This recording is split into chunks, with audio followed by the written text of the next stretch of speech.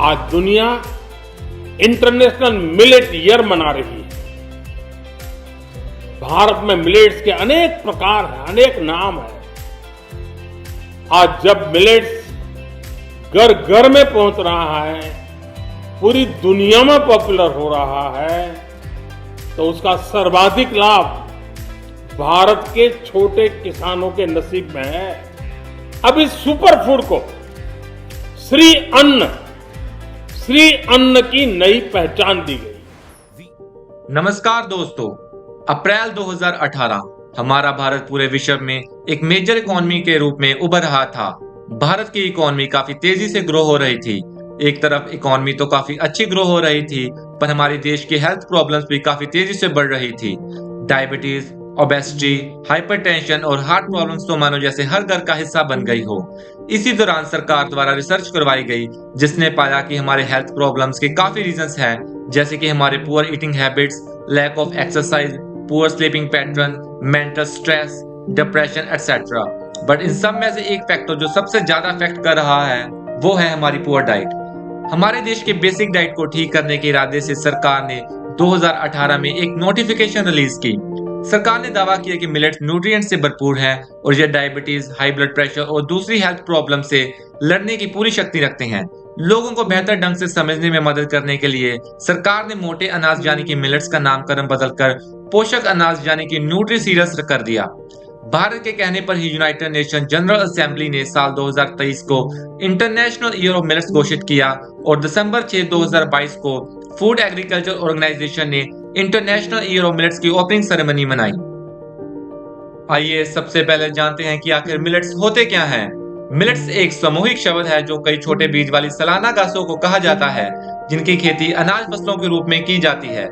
ये मुख्य रूप से टेम्परेट, सब ट्रॉपिकल और ट्रॉपिकल रीजन्स के सूखे इलाकों में उगाए जाते हैं। भारत में मुख्य रूप में रागी, ज्वार, साम, बाजरा और वरीगा उगाया जाता है। भारत में मिलेट्स को उगाने का इतिहास कई सदियों पुराना है। हमारे भारत के पुराने ग्रंथों में बाजरे की कई किस्मों का उल्लेख किया गया है। मिलेट्स हमेशा से ही भारत का बेसिक डाइट और संस्कृति का महत्वपूर्ण अंग रहा है। मिलेट्स हमारे एनवायरनमेंट के साथ साथ इसे उगाने वाले किसानों के लिए भी टिकाऊ है और सभी के लिए किफायती और हाई न्यूट्रिएंट ऑप्शन प्रदान करते हैं।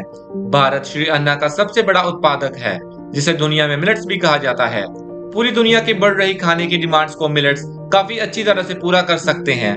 पूरी दुनिया में मिलेट्स के प्रोडक्शन को बढ़ाने के लिए हमारे प्राइम मिनिस्टर की अगुवाई में ही यूनाइटेड नेशन ने साल 2023 को इंटरनेशनल ईयर ऑफ मिलेट्स घोषित किया। सवाल आता है कि आखिर मिलेट्स को इतना प्रमोट क्यों किया जा रहा है। मिलेट्स के कई फायदे हैं, आइए इन सबको विस्तार में जानते हैं। मिलेट्स गेहूं और चावल के मुकाबले सस्ता और ज्यादा पोषक तत्व है। इसमें गेहूं और चावल के मुकाबले प्रोटीन, फाइबर, विटामिन और मिनरल्स की मात्रा भी ज्यादा होती है।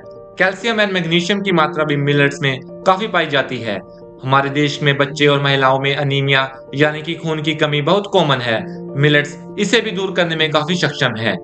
क्योंकि मिलेट्स ग्लूटेन फ्री और इसमें ग्लाइसेमिक इंडेक्स की मात्रा कम होती है, इसलिए ये कई प्रकार की हेल्थ प्रॉब्लम्स जैसे कि ओबेसिटी, डायबिटीज, हाइपरटेंशन एटसेट्रा को भी रोकने में सक्षम है। क्योंकि मिलेट्स क्लाइमेट रेजिलिएंट होते हैं, मिलेट्स कम सूर्य किरण वाले इलाकों में भी उगाए जा सकते हैं। मिलेट्स का उत्पादन खराब से खराब मिट्टी में भी हो सकता है। अब एक सवाल मन में आता है कि अगर मिलेट्स इतने फायदेमंद हैं, अगर इतना ही न्यूट्रिशन से रिच हैं, तो हमारी सरकार इसे अभी क्यों प्रमोट कर रही है? क्यों ग्रीन रेवोल्यूशन में मिलेट्स की जगह चावल और गेहूं को प्रमोट किया गया? दोस्तों, इसके पीछे भी बहुत से कारण हैं, आइए इन्हें समझें। वैसे तो मिलेट्स चावल और गेहूं के मुकाबले काफी सस्ते हैं, पर हमारी सरकार नेशनल फूड सिक्योरिटी एक्ट 2013 के अकॉर्डिंग भारत के 2/3 लोगों को 2 रुपए पर किलोग्राम गेहूं और 3 रुपए पर किलोग्राम चावल मुहैया कर रही है, जिसके कारण मिलेट्स को बहुत कम लोग डाइट में इंक्लूड करते हैं। जैसे कि दोस्तों, मिलेट्स ग्लूटेन फ्री होते हैं और अब ग्लूटेन ना होने के कारण इसकी रोटी बनाना बहुत मुश्किल होता है, क्योंकि इसका आटा गेहूं की तरह इलास्टिक एंड कोहेसिव नहीं होता। इसी कारण हमारे बच्चे फास्ट फूड ज्यादा खा रहे हैं। जहां एक तरफ मिलेट्स का एक किसान को मुनाफा भी गेहूं और चावल के मुकाबले कम है, वहीं दूसरी ओर ग्रीन रेवोल्यूशन के बाद सरकार द्वारा मिलेट्स को सपोर्ट भी कम ही रही। क्योंकि मिलेट्स को सूखे इलाकों का अनाज समझा जाता है, इसीलिए इसे गरीबों का खाना भी कहा जाता है। इसी कारण कई लोग मिलेट्स खाने में शर्म महसूस करते हैं। ये सब कारणों की वजह से ही मिलेट्स गेहूं और चावल का मुकाबला कर नहीं पाए। अब देखा जाए तो मिलेट्स के फायदे और नुकसान दोनों हैं। परंतु फायदे ज्यादा हैं और ये कई तरह की बीमारियों से लड़ने में सक्षम है। देश के अनाज की पूर्ति और लोगों की अच्छी हेल्थ के लिए तो मिलेट्स काफी फायदेमंद है। इसी कारण भारत सरकार मिलेट्स को बढ़ावा दे रही है। भारतीय सरकार ने मिलेट्स की खेती को बढ़ावा देने के लिए और इसे टेक्नोलॉजी प्रोवाइड करने के लिए Indian institute of millets research Hyderabad की नींव रखी। यह रिसर्च सेंटर भारत के साथ साथ पूरे विश्व में मिलेट्स के उत्पादन को बढ़ावा देगा।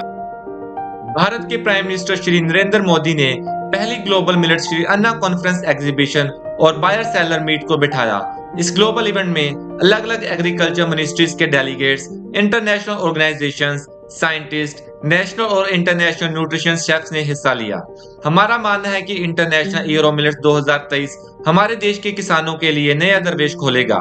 इसके साथ साथ ग्लोबल फूड सिक्योरिटी, किसानों की समृद्धि और डाइट में न्यूट्रिशन को अचीव करने में भी इस साल भारत का अहम रोल होगा। धन्यवाद।